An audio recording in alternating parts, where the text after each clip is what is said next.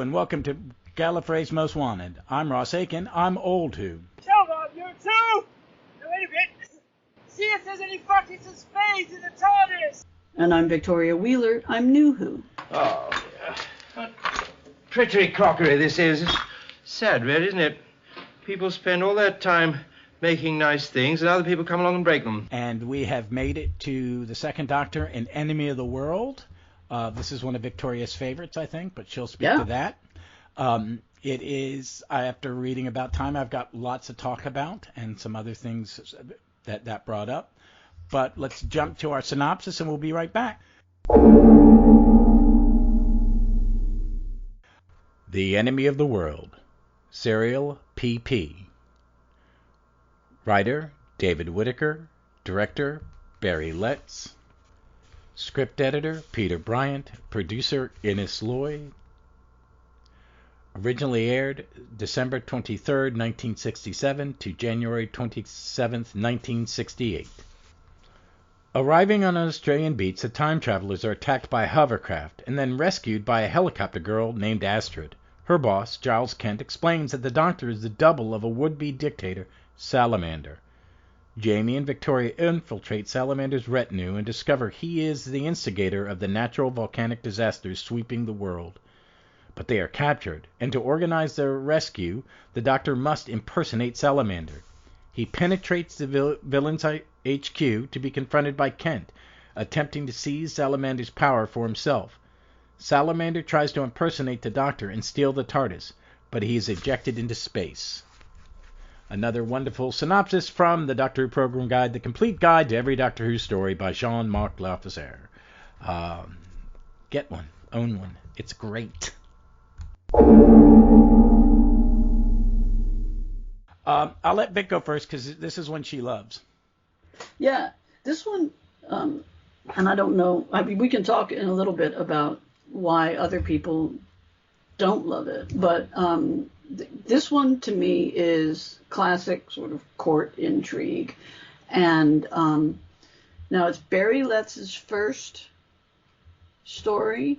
Directing as a director, yeah. As a director, and it's a David Whittaker written script. Yes. And it is,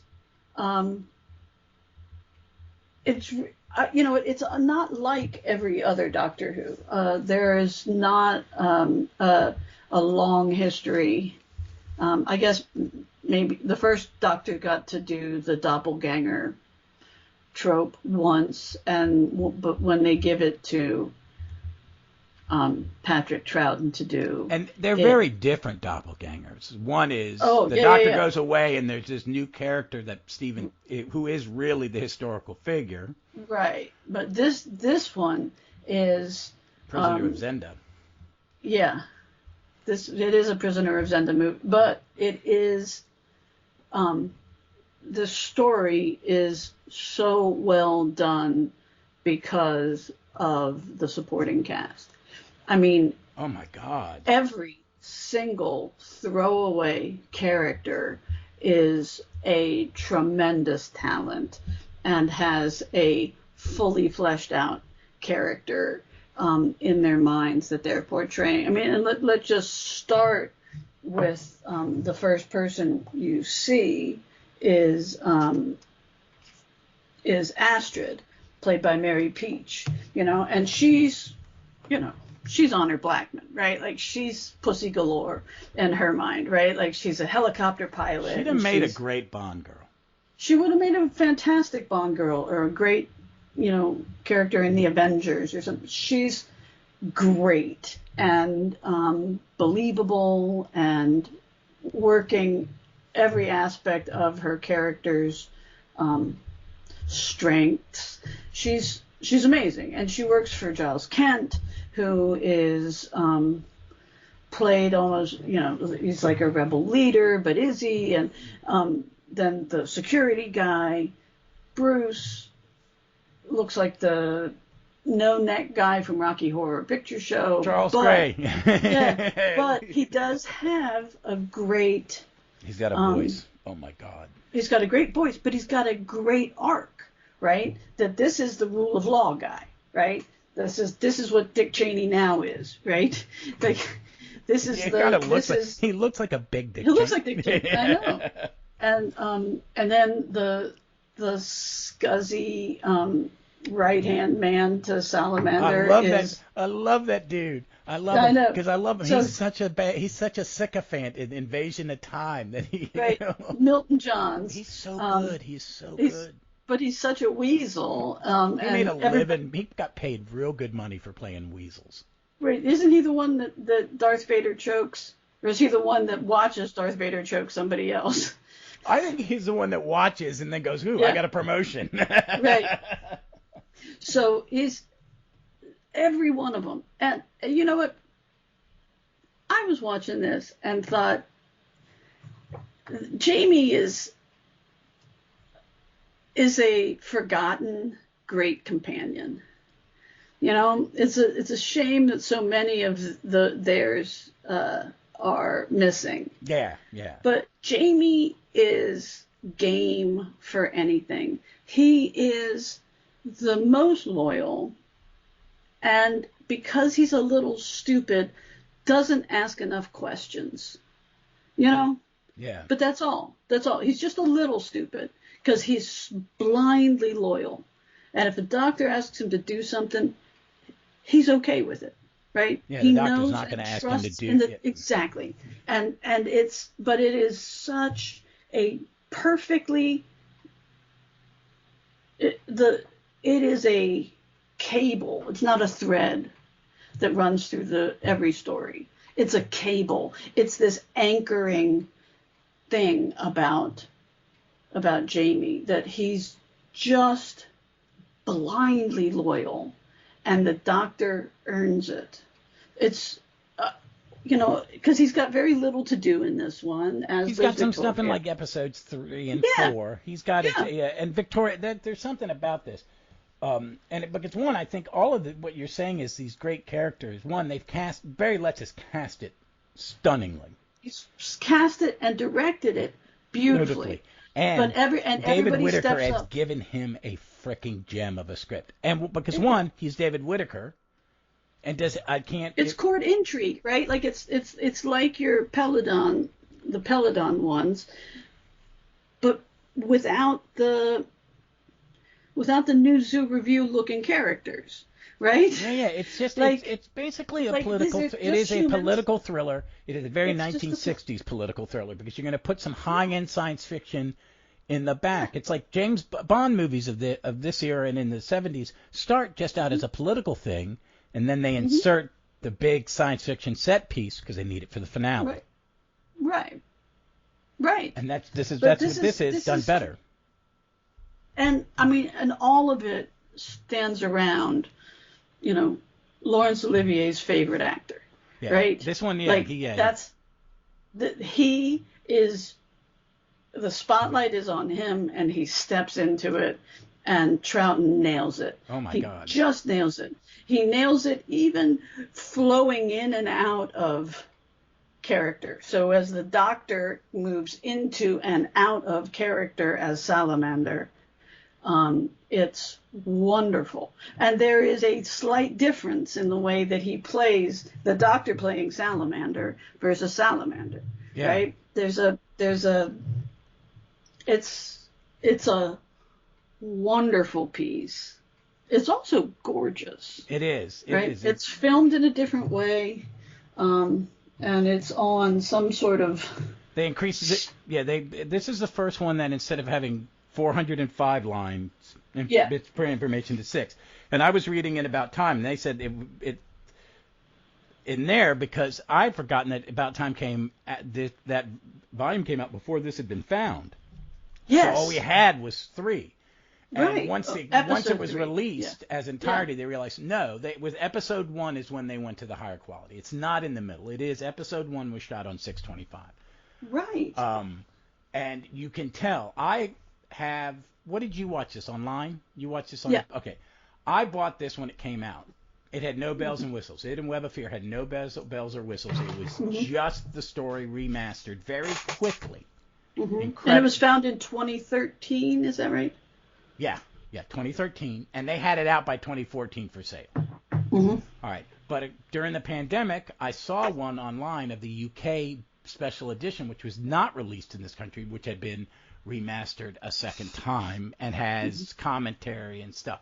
So I watched that on the TV I got from Anne, my mother-in-law, and it is a they did one again. The reconstruction team or the revitalization team, whatever they called, did a masterful job of cleaning it up. But I can see the difference because there's some camera tricks they do where Victoria and Mary Peach's character are sitting on the bench.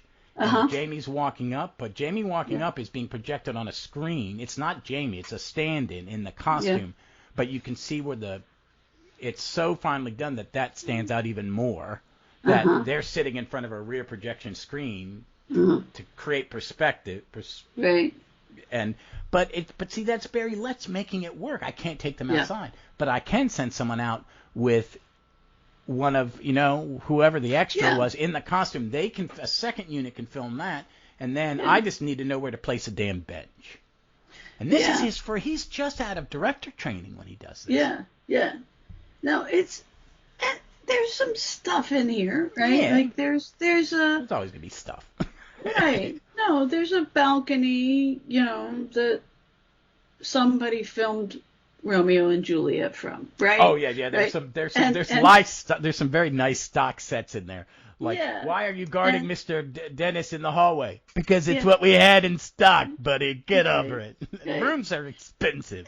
And there's somebody went outside and cut down some branches and brought them in, and they're holding them at the bottom in front of Mary Peach as she's trying to push her way through, right? Oh my God. So it's a little Doctor Who-y, but it was never meant the to be quality. Viewed on a huge screen.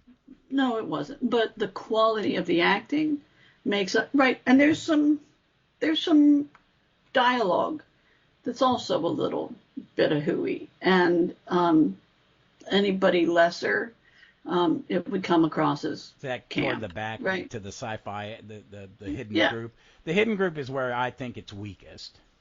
Because the kids are not very good. The younger actors in that are not. And there's a great moment where it's chaos, right? And the one whiny guy. Oh, the one that wants to go out. I want to go outside. Yeah, right. But he wanders past the camera in the midst of all this chaos. He literally just passes in front of and keeps walking, and is like, I need to get to the surface. It's just, it's like those Dockers commercials that they shot in black and white, with handheld cameras. And so they would have them down at the bottom, and you would just see a cuff of a pant, and then you'd see, somebody's wristwatch. And like this one was just, it's chaos. Everybody's going to be running amok, and I need one of you to cross in front of the camera, right? Like it's a little trite. I found when I first saw this, and I want to talk about this. I remember I had this on the Lost Years DVD. Yeah. And the perceived wisdom for this episode, the story was terrible. And I've got this in front of me. In the 2009 Doctor Who readers poll, it ranked 139. There are less than 200 stories at this point.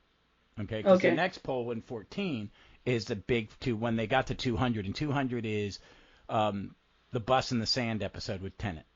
That's the 200th episode. That's counting the two-parters as one episodes. Right. In Modern Who. So in 2009 it was 139. In 2014 it jumped to 56. Yes. And in 2020 it jumped another 9 to 47. Because perceived wisdom is stupid. Yeah. Well, it shows you the difference between. A lot of people. It shows you about what missing episodes do, right? Yeah. When you only have a clip, right, and in a 6-parter, one episode is a clip. It's 20 minutes, and out of context. Particularly when when they're laying the context on with the really good acting, right? Exactly. Like that, they make it real. Yeah. From the minute that the character walks onto the screen, it's real, and And it's a tough ask It to is. And you're also get having a snippet. a lot of these people who wrote the books and the reviews, the Bent Hannings and the people like that, are doing it from memory of seeing it once, decades Right. earlier. Yeah. So, and then people read the Target novel, and I don't know who did the Target novel, and I don't know if it's a good one or a bad one.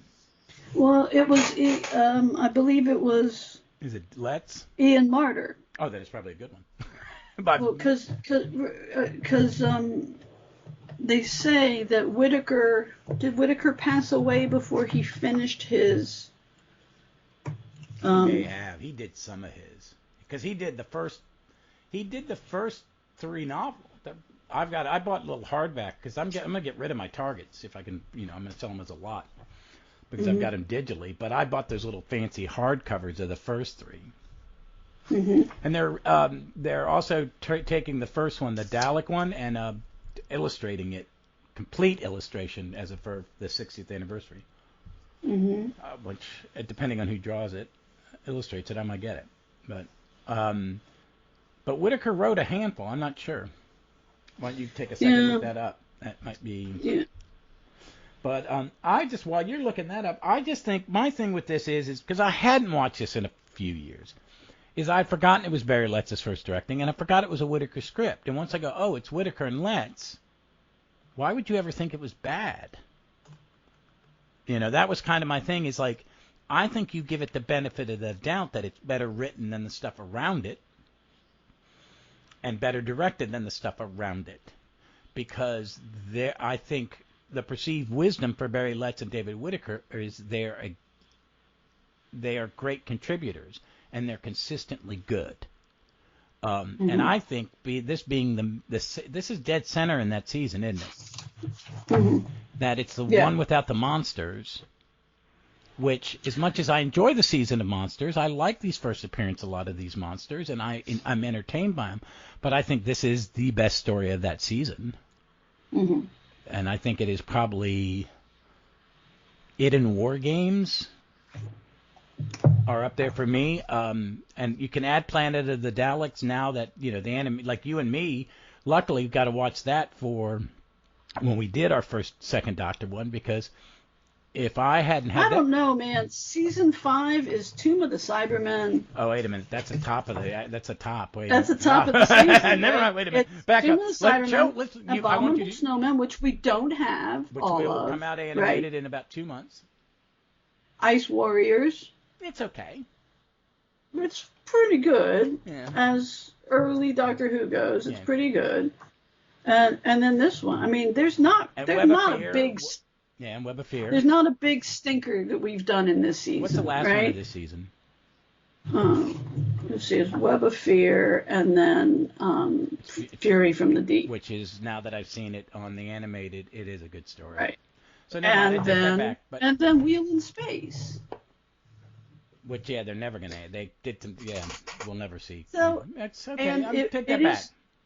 Yeah, I mean, this is a pretty good Doctor Who season. There's not really a stinker in there. It's the next season I'm thinking about that's a little rough. Because it's Dominators, Mind Robber, Invasion, Croton, Seeds of Death, Space Pirates, War Games. Well, there's not. There's 3 out of that I like a lot, because I like. I don't like. I mean, I'm Dominators, but when I was first getting the VHS, there weren't many Troughton ones, so I kind of watched that one over and over again because there weren't many of them. That was one of the few complete ones. But I like some. I like some of those in there. I like War Games. Some of them are good, but there's not really a stinker in this season unless you talk Abominable Snowman. We don't have. Yeah. Right. I don't know. What that one makes me nuts because of the reconstruction. But the story's not bad. I read the book this past time. Maybe when it comes out of animation, you and me can sit down and watch it together, and we'll do a little mini review of it before we see it, before we get to it, because we won't get to that for a couple of years. What? Abominable. Oh, no. We've already done that. Oh, yeah, we already have done it. We'll have to do another review. That's right. Yeah, we just had it. David Whitaker provided notes, was putting it together for the book, was getting ready to write the book, and died in February of 1980. And so Ian Marter finished it, and it was published in 1981. So that's one I would have had in my, because I got all of the ones up through 1983 in one big gift when I went to college. So they were they're in an egg crate milk crate underneath my bed. Yeah. And they were my in-between classes I didn't want to go to the dorm, so I'd go to the cafeteria, I'd go Monroe Park and read, or hide in the cloakroom at the theater. Yeah. But this one, I mean, I like this one, and I'm reading it about time. It was neat reading something that came out before to see someone put the perceived wisdom in there, and they don't bash it. They don't really bash it. They just say it's hard to judge. Mm-hmm. I get that from them in that. Does that make sense? That is, they're trying to be incredibly fair to something that they have only heard. Mm-hmm. You know, because at that point, this had probably been out on audio with narration, or at least been released in audio, because they did a lot of these very quickly in the 80s and 90s. Mm-hmm. So I find this one really good. And the cast is, like you said, the cast is just excellent. And it shows what a good actor. I mean, he's always good. He's always playing above his material. You know what I mean? So good. He's so good in this. And the accent, someone, today, would that be an insulting accent? It's like, no. I'm not sure it would be. No, he's doing a Mexican accent. It's a Mexican. It's not. They're not doing the tan. The tan might be a little insulting. Yeah. But again, But it's really faint. It's not. I've seen worse darkening up. I've seen worse, right? Yeah, it's more like, let's give him that he's out in the sun. Let's just put it like nowadays they would just put a white actor in a tanning booth and make him a real tan, because Spanish descent. Sometimes you're Caucasian. Look, one of the great Mexican actors at Anthony Quinn, who was Irish descent, but he was Mexican. And I mean, he's a boat, right? Yeah, but I mean, that's what a lot of Mexican folks have mixed with indigenous, right? It's Spanish plus indigenous, and so it's just, there's a word for it in the language. It's called mestizo, right? Like you're mixed, and you're and some countries from colonization onward had that more than others, and it's a messy and ugly history. It wasn't an accident. It is a colonization story, right? But it is, I always have objected to the idea of people seeing Mexicans as a different race. I mean, first of all, race is fiction. Yeah. Oh, yeah. Race. There's a human race. Right? Yeah, there's one race, the human race. Right. You can't tell anybody's race from a skeleton, right? You're like, no. So, without the melanin. But anyway, I think that it probably on a smaller screen, black and white shooting, right? I think that level of tan was probably appropriate, but it's wonderful. Yeah, his performance is wonderful. Because you would have think in most westerns in America, you would get the "we don't need no stinking badges" accent. Right. The really and I love Eli Wallach, and he played very good Mexican bandits. Mm-hmm. But for a Jew from New York, right? the two, Rod Steiger, another Jew from New York, played a lot of Mexican bandits. No, I know. I've never understood that one, other than you're hiring the best, and you're just hiring an actor with a name. No, it's absolute xenophobia on the part of everybody in Hollywood and everything else. So, but well, that was an Italian who cast them. Right. Okay. But there's just But no, I know what you mean. But this is a subtle and wonderful portrayal of a blackmailer and a con man. Well, I want to bring this up. And it's nice. It's really nice that that's the only sort of sci-fi part of it is the ability to control weather and Earthquakes. natural, yeah, but sort of control nature, but it's not an overwhelming part of the story. The overwhelming part of the story is the abilities of this con man and how he can blackmail people and how he keeps leveraging himself into a more Reminds powerful me of somebody. position. You know. Well, I mean, this is the first thing I thought watching this was because when they cut to the live shot of Salamader at a conference, and he's talking about the grain in the Ukraine. Yeah. Right, and I have chickens, and chicken feed has gone up almost 200% since Russia invaded Ukraine. Yeah.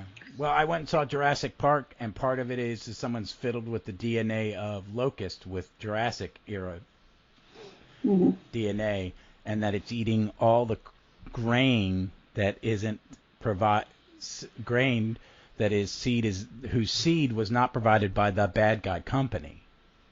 And that what's going to happen is that it's spreading, and it's going to cause a master failure where we won't have not only the food to feed the grain to feed ourselves, but we won't have the grain to feed our livestock.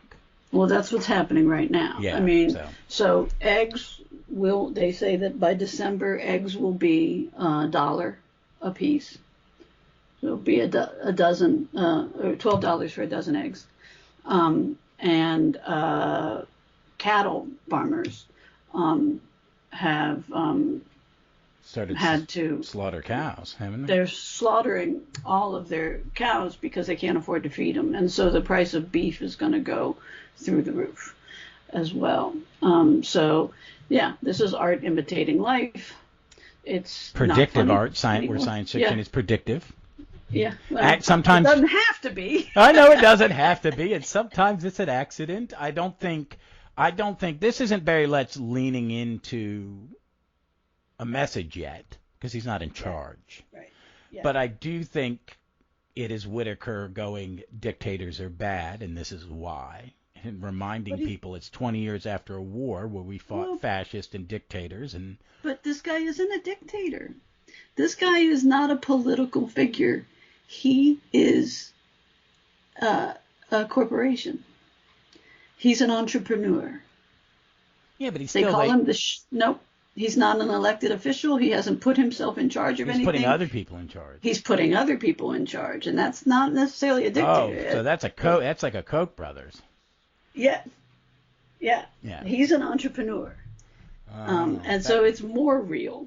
Yeah, I think. Yeah, and it's more capitalism. Yeah, capitalism has some issues. Yeah, that's right. I would assume Whitaker was a small S socialist. You know, you don't know. I know Letts was. Right. You know, but it's I love this one. I really do. Every time I watch it, I enjoy it more and more. I do have a little. Once we get to the high end set piece science fiction at the end. You don't lose me, but the kids are they're the uneven part, because the cast is there's not a bad actor in. There's some dodgy accents with the Three Stooges that are chasing the doctor, and Mary Pete's at the top. You know what I mean? Mm-hmm. That it's, I think in the text notes, they were originally supposed to be Eastern European people. Mm-hmm. So they hired the actors, and then they said, no, you're going to have Australian accents. So all the actors had to go, can I do Australian? Well, the actor who plays the chef, I mean, this is one of the... Oh, God, he is so good, man. And his Reg...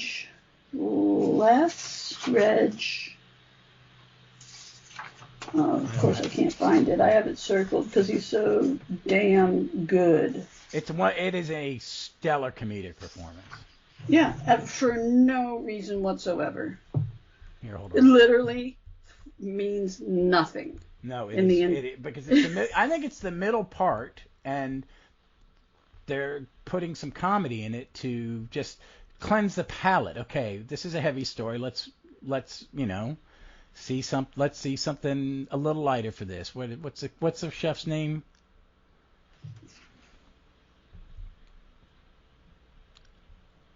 Griffin, the chef. Reg Lai. Okay. Griffin, the chef. Reg Lai. I mean, Faria is wonderful.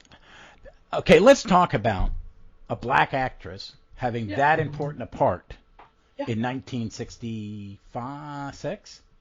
7? She is. Does it maybe remind us of somebody that we should mention anyway? The now late, great Nichelle Nichols. Yeah. Well, yeah, because right? this would have been after her. Would have been after her. Would have been inspired. Any black woman walking onto a television screen that year was inspired by her. Yeah, and I think this would have premiered. I retweeted it because Star Trek premiered on BBC July 12, 1967. And I think that's correct. I am not 100% sure. She is great, and it's a huge part in episodes 2 and 3 and 4. She dies in 4, right? This one ran from the 23rd of December 1967 through the 27th of January 1968. So they may have seen Nichelle Nichols by then. Yeah. I'm looking up Miss Monroe, who played her. I don't think she has that big a career. Oh, wait a minute. Her high-profile sitcom roles were The Fosters with Lenny Henry. That's. She's playing his mom or something. Could be. Yeah, she'd have to be playing his mom.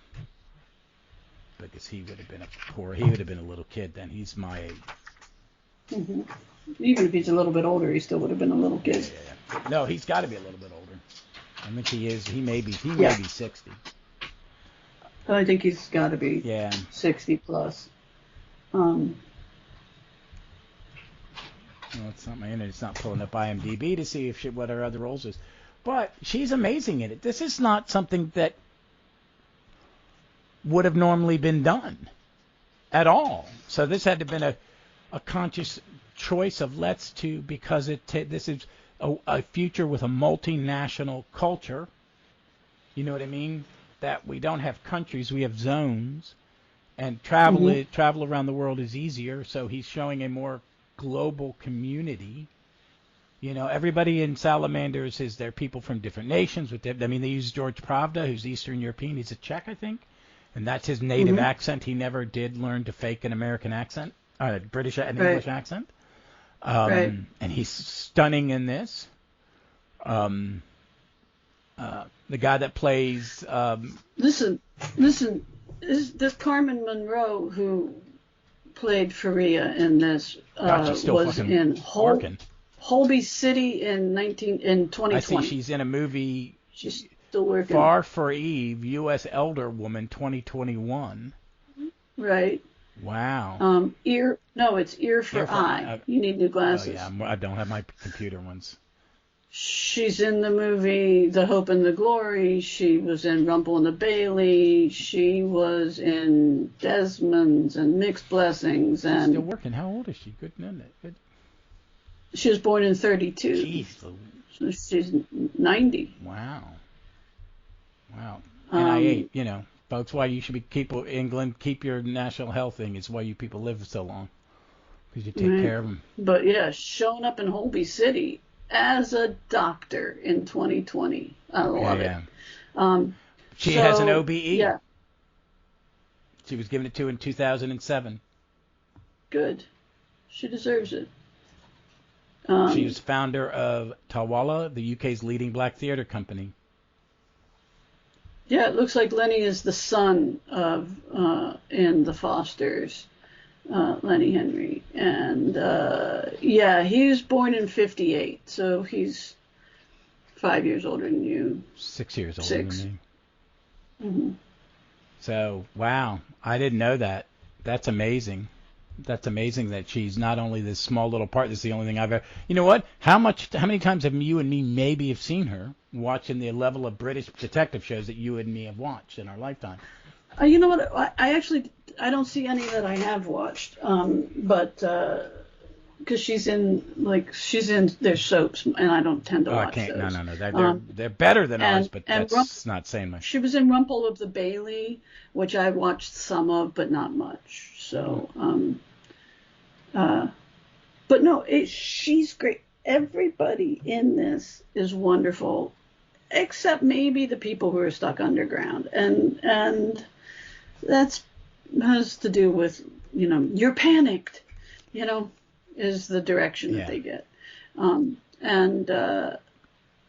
so they're more stick figures, Yeah. and it has nothing to do with anything other than what they were given to do, I think. But the rest of it, even the malevolence in Salamander as he's leading Swan through the tunnels, and his willingness to lie and play on this person's emotions and insecurity. It's just fabulous. It's a fabulous portrayal by Patrick Troughton. It is a great, as you say, political intrigue, court intrigue, sort of. Yeah, it starts out as that, yeah. There's no monster. There's no monster. And every single Jamie story. He's so good in episode 3 where he fake rescues Salamander to get inside. Yeah. And him playing the tough guy. And what I love is, and Deborah Walling's she's got some comedy to play in the kitchen scene. They give her stuff to do, and she's great. Good. Yeah. So let's look at the Highlanders. There's no monster in the Highlanders. It is an adventure taking place in a historical contest, and it's not participating in a historical event. It takes place after the historical event. But let's just look. Jamie then goes Underwater Menace, Moonbase, Makra Terror, Faceless Ones, Evil of the Daleks, Tomb of the Cybermen, Abominable Snowmen, Ice Warriors. He gets one monster after another. Well, I mean, and this is dead center in the season of the monster. It is. And yet they have, the monster in this one is greed. Yeah. And it's wonderful. I just love this one. It's got a, in the same way that Inferno is my favorite Pertwee story, this one may well be my favorite. I thought so. Trout. Yeah, and is it the Massacre? No. It's the Reign of Terror where he plays. No, it's the Massacre. No, it's the Massacre. He plays the Abbot of Ambrose. Massacre's one of my. Yeah. That's one of my favorite. Missing Stories. Yeah, Heart Now. It is to me. It's one of my favorites. It gets. It's the one I'd like to get. I know it's the one I've said on here before that it's the one I'd like most of all to be found. If I had to pick an historical, if not Marco Polo or it, and it's there are people who like us who love it and people who hate it because it's missing. So it seems if you're just listening to it, I think Peter Purves is a wonderful narrator, and I think it works on audio. Yeah, I'm looking forward to reading the book. But John Lucarati wrote the book. I think. Does Baker do a Meglos. Doppelganger? The one with Jacqueline Hill. Meglos, that's right. Yeah. That's right. That's right. And then what about Davison? Davison No, does Arc not. of Infinity, when Omega makes a clone version of his body. Oh, yeah. I do this. Because he has a death scene, and he's got Peter Davison complains about he had Rice Krispies glued to his face to make it look like his skin was decaying. Yeah. Colin That's Baker. The one where he's running around on the streets of. That's the one where he's running around on the streets of Amsterdam. Colin Baker doesn't. McCoy he's doesn't. not around long enough, and McCoy does not either because he's not around long enough. No, but his castmates do. Yeah, but they're. I'm not sure Pertwee's the actor who could do. I don't know. I would be very surprised that he wasn't, because I think we're only seeing. All he ever did was comedic sort of touch. Like I don't know that he had that depth. We should probably not assume. There are a lot of or his presume 50 movies where I think he played some tough guys that we have not seen. I mean, there's there's a picture of him and William we shouldn't Hartnell make as presumptions gangsters about standing him. next to each other. Yeah. So He's capable of many things, we know, from his spy history and things like that. But I know Matt Smith does it. 9 does not. Matt Smith in the Cybermen one at the amusement park. The Silver Nemesis. No. Nightmare in Silver.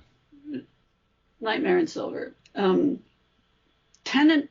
I can't remember if you if want to Tennant consider does. the humanish one that was created in the cheesy clone that Rose went, oh, I won't be in love with the doctor I knew. I'm just going to be in love with this copy of him. Whatever. Right. I know. No, shallow. I know. So Capaldi does not. Imagine how good he could have done it. No offense to David Tennant or Matt Smith or Christopher anybody who's ever played the Doctor. Capaldi's up there probably with Troughton as an actor to me. They would be the top 2 people to play. Oh, absolutely. I'm telling you that early on in the Helen Mirren Vehicle Prime Suspect, right? I think it's season 2. Capaldi plays someone who I think now would be trans, but in the early 80s was drag. Was a drag performer, but often existed in as someone drag. Did in outside. I know exactly what you're talking about. When I would do the drag, when I would do tech for the drag shows at Fielding's, they lived there every day. As some of them were living. Some of them do, and that's the people who, maybe either lacked funds or knowledge or about fully transitioning, and it wasn't as accessible to everybody for lots of reasons, and that's what this character is. And I saw it before Capaldi took on the role of the Doctor, and I wasn't sure I would ever be able to see the Doctor as anybody but Maeve or whatever her name was, because she was wonderful. Yeah. She was wonderful and so real. And for those of us who knew people who lived that life at that time, she was completely real. That was impressive to me. That was really impressive to me.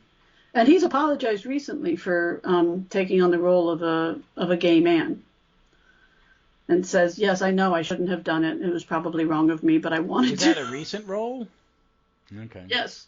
Yeah, he's just taken on it because it's somebody who he says is one of his heroes, and it's a great line. It's the right way to put it. Yes, I shouldn't have done it. But I wanted to play someone, it's tricky nowadays. It's tricky nowadays. You just get, gotta be, and there's more failures on the end of producers than there is successes, I think, sometimes right now. Siegfried Sassoon. Is that like in... The movie is called Benediction. Sassoon's a war poet. First World War? Okay. Yeah, one of their great war poets, and he plays him as an older man. It's the young man who plays him is Jack Lowden, and Capaldi plays him as an old man. But I love it. He says I shouldn't have done it. It was great. Because he's right. He shouldn't. There are gay men who, like McKellen could have played him. Right? But I don't think McKellen wants to play those roles right now.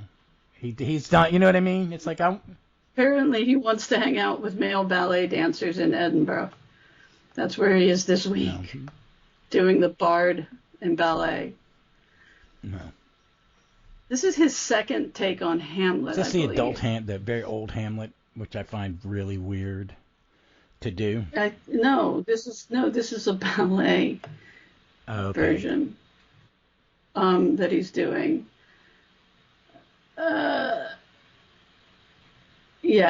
McKellen is the only speaker in this eccentric but witless adaptation of Hamlet as narrative ballet. I heard about this and just vague that he was doing it. It made no sense to me, but now it makes sense, but I don't think it's something I would want to sit through. The Guardian today gave it 2 stars. No, he did it out of 5. The Telegraph says McKellen is poorly served by a baffling ballet. Now, he did Hamlet in 2021.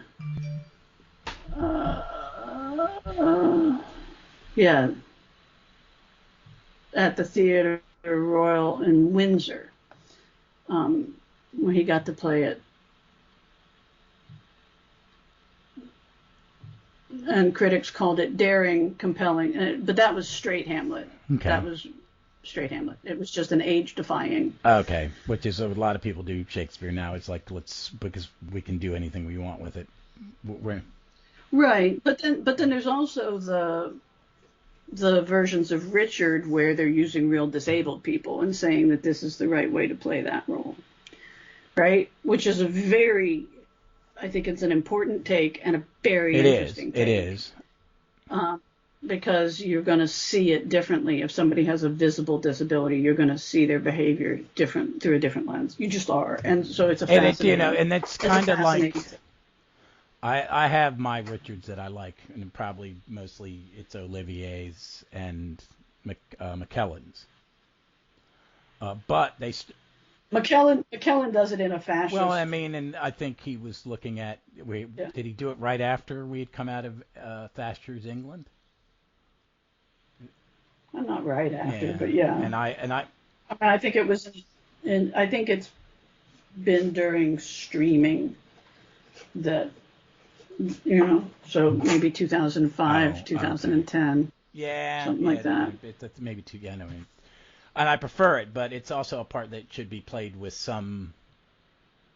1995. So I do think it's a role that should be played with. Why is he the villain? You know what I mean? It is a great part, but you could play it, and the idea of having someone with a disability, doing it, because there are lines in there. It says, no one expects me to be anything because I came into the world like this, and I will prove them wrong. Yeah. But it's so malevolent in both Olivier's and McKellen's, and they're both beautiful performances. Right. I mean, they are stunning. Right. It's a hard part to play, and that opening monologue is supposed to grab you, and I could see if you screw the pooch on that, you've ruined the production. And I think McKellen's is, and I think Olivier's is. But I'd like to see someone do it with, I haven't seen it. I haven't heard of any big productions of it in a long time. It's been a while since someone's done a big production of it. Like a...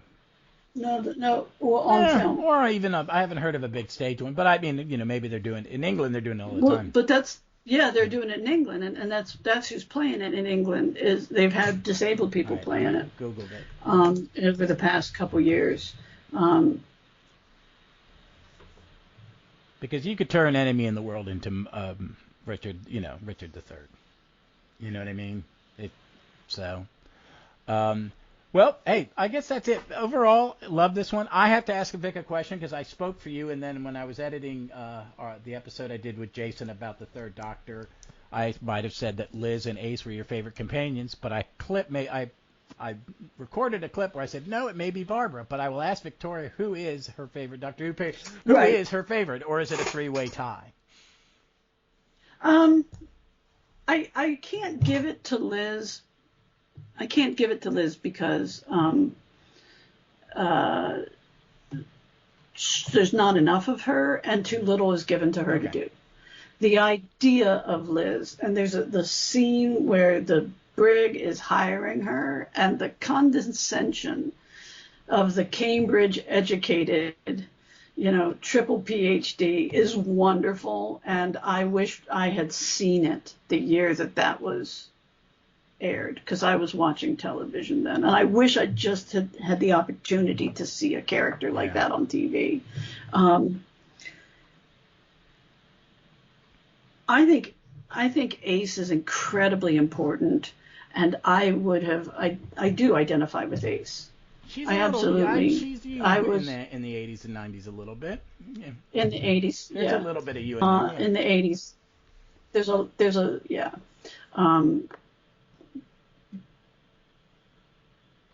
But Barbara? I can't decide between Barbara and Ace. I can't. I mean, because this is, with Barbara, you wind up in the but for, right? Like, we have, but for William Hartnell's performance, we don't have a 60th anniversary. Yeah. Yeah, there's a lot of but fors where But Ace is for, the accumulation. But for Patrick, she is. She's the accumulation of the everything. arrival. Sarah Jane, Liz, Barbara. Yes. Yes. Um, And their relationship is so wonderful because the two actors who are in there are doing it, and it's real. And that's what makes Ace so magical, is Ace has a relationship with the Doctor unlike and I will anyone put this else. here, and it's like there's a great chemistry between Pertwee and Katie Manning. There's an incredible chemistry between Baker and Sarah Jane. But the difference is with Sylvester McCoy and Sophie Aldred, he allows her the limelight a little bit.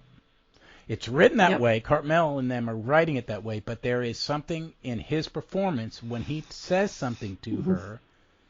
He's not mansplaining, but That's right. he says it, and then you see and this is the way I interpret it. You see him step back and wait for her. The Doctor is waiting for Ace to solve. He knows that Ace can solve the puzzle, and he gives her the opportunity to do it. Isn't that Sylvester McCoy's whole gig? Because he's not a leading man. And he never right? had never been a leading man. He'd never done it. So he does it. Right. He does it all as communal It is exactly. He was doing magic and clowning and juggling, comedy, and he doesn't come into this with the I am the leading man that Tom Baker does, right? And this is we've had these gentle conversations, right? But for Tom Baker. Yeah. Right. Well, let's finish the but fors, right? The but for Patrick Troughton selling regeneration, right? We wouldn't have 60. But for Tom Baker making this an international hit, right? I'm not sure any other actor could have played it as alien and as wonderful and everything. But I have a hard time watching him because that style of look at me acting is a little much for me sometimes. He is the perfect. Those first 4 seasons. He's the Doctor. 4 seasons of the Hinchcliffe Phone is the best way to get an American audience to watch it. Right. He's the Doctor for most of the world, and then, but when we're talking about Sylvester McCoy's best work, is probably his Fool to McKellen's Lear. And they've done it more than once. He's done. There's a show of his I want to see. Fool in the operas. Sorry. Go ahead, finish. I'm sorry. No, he's played the Fool in operas of Lear. He's played it against McKellen. He's played Puck, right, in Midsummer. He's not the typical leading man, and so there is a communal, as you say, artistry going collaborative. Yeah, and it's wonderful. But for Barbara, and this is me putting my gloss on it. Barbara is the stand-in for Verity Lambert. And you can't be a fan of this show and not understand what it was that Verity Lambert did. She picked one of her best friends, and I want you to play this character. Yeah. And you're going to be allowed to play this character as if it was you or me. Right. Right. But in Human Blood, right, in that double story, when he names his parents. Oh, yeah, that it's Sydney and Verity. I love it. I brought tears to my eyes. Because this, when we talk about all the but-fors, but for the tenacity of a young woman who had been denied opportunity again and again, you know, because she was a woman, because she was Jewish, because she was not the typical expectation. But going in, and Gatiss, fictionalized the story, but they're stories of her hammering on the desk of the designer and saying, I need a console, I need a monster, right? Like getting the Dalek out of the design team was about Verity Lambert's tenacity. I think he condenses stuff, but I think that is Verity Lambert was, because she was a power throughout her career, you know. Yes. No, but she was tenacious. Well, you don't get to run a movie. You don't get to have your own film company that makes successful films. You don't get brought back to do. I mean, what was the famous miniseries she did? The Edward Simpson. Wallace. Yeah, that's a huge hit. She also did. Oh my God, John Hurt's take on not A Gentleman Abroad, An Englishman Abroad, about the gay writer, and about Quentin Crisp, which is a masterpiece. Yes, I so much so that I can't always tell who's the in a photograph. I can't always tell which is the real Quentin Crisp because it's so melded in my mind. But literally, I believe that Barbara is the Verity Lambert stand-in, and Verity Lambert was trying to change television and the way we perceive women. And like, so Barbara, but there is a way that Pertwee and even Baker talk to their companions that is paternalistic, right? There is some mansplaining going on. And yet, with Ace, the relationship is paternal. But in a different way. Because it's love. I love you. You're my friend. It's love. But I'm like a good parent. I'm teaching you how to do this. So you can go. I'm teaching you. You should go out into the world and do right. Right. I'm teaching you via Socratic method. I'm asking. Because he does. Next? A lot of the Nokoyer is him asking the companion instead of the companion asking him, and it's wonderful. But I had spoken for you, so I thought I made sure when I was editing that I recorded a clip and said I would get your take, and I was kind of right. No, you're absolutely right. You're absolutely right. And and then you have Dr. Donna, and then you watch Martha's season again, and it's such a crap season as you're going through it, because the crush she has on him is cringy. Yeah, and it gets discarded about halfway through. When you get the family of blood, at that point I think Davies is going, this is not working.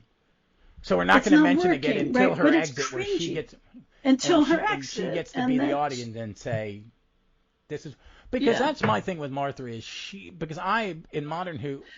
But you have to rewatch it. That's, to me, is you have to rewatch it in order to get, because you didn't like her at all. I didn't like that season. Yeah. I didn't like that season. I didn't enjoy the season. And then you look back individually, and it's got things like Human Blood, and it's got, even the Shakespeare Code, right? Like, it's got Blink. Yeah. Right? It's one of the best seasons of Doctor Who. But in the experience, her crush on him is cringy. And it made it hard for me to watch. And I've talked about this with my kid, who feels the exact same way about it. She's just cringe, is what a Gen Zer would say. She's just cringe. But in the rewatch, you're like, oh, Oh, and then she turns into the soldier, right? And then I think Davies salvages some of that and messes it up, and salvages some of it, and messes it up. But yeah, Martha's a great companion, and so is Amy. And hell, Rose is my first, but River, right? I'm married to River, and right, so I can't with this, right? Like I can't with the favorite companion. But when we look at the old, it literally is Barbara and Ace. And their book, it's one and first and done. last. Their bookends, yeah. And then there's our Edwardian adventuress. Then there's Charlie. Yeah. Oh yeah. Right. And if I had to be left alone with just one, we'd have to bring Charlie into the mix, because even more so than the wonderful performance of who's the Blackpool. Lucy Bleeding Miller. Lucy Bleeding Miller. I love her, but I love the performance, I think, more than I love the character. I think the character that is most like me is Charlie. Yeah, I do too. I would say that. Charlie. The Edwardian adventuress. Because there's an anti-intellectualism to Ace. That is what's missing. If nothing, I'm an intellectual. Right. If I'm nothing else. Ace is a little more earthy. Yeah, and like I'm not going to sit through school, right? School's boring, and but she also has a different upgrade, She has a rougher blue collar kind of existence. Absolutely. Right. So, but thank you for clarifying. I even told Jason that I was going to stop and insert that, so I did. I recorded it yesterday. I'm still editing that episode. I've got something to plug because this comes from you just talking about River and Liz. I do recommend the Dive River Song Volume 9, The New Recruit, where the doctor's away somewhere and River shows up to be his sub, and River and Liz, played by Daisy Ashworth, Carolyn John's daughter, go on adventures. I'm about halfway through it. It's absolutely wonderful. They are wonderful together, and it works. And you got John Coleshaw playing the Brigadier. So it's tons of fun. Tons of fun. Do you have any? What do you do? Is there anything you're doing or you want to plug before we go? Nope. Do you just got? This is that tough time of the year for me where I get to spend all the time in the world with my favorite person, but it's a lot of time. And they're 14, so. And they're 14. All right. That's right. So we are. It will all work out fine. Yeah, I mean, I think what we are experiencing is that the things that you once could depend upon are not as dependable as they used to be, and that we all have to be more flexible because stuff happens more often. Yeah, I understand that. Because I was supposed to be up there, I was supposed to be up there visiting Vic this weekend and having a drink with Ian from All of Time and Space, but stuff happened. It happens. Yeah. So it is what it is. But everybody in our house wound up safe and okay. But things got. But it did throw a wrench in all the works. Better safe than sorry. Better safe than sorry, and then my wrench got thrown in the work, and my kids' camp that she'd been looking forward to all summer got canceled at the last minute. So we're scrambling and trying to figure out how to keep a 14-year-old occupied. Well, just how to make up such huge disappointment. Yeah. So that's what we're off to do. Well, folks, me and Vic will be back in 2 weeks with Curse of Peladon, which will be fun. I've covered it with Jason in Doctor Who Literature. I do not know what will be up next week because I've not found a topic. I think I'm going to reach out to somebody, and it may be another comic book collection or something, but I will plan that. And we look forward to seeing you all somewhere in time or space. All right.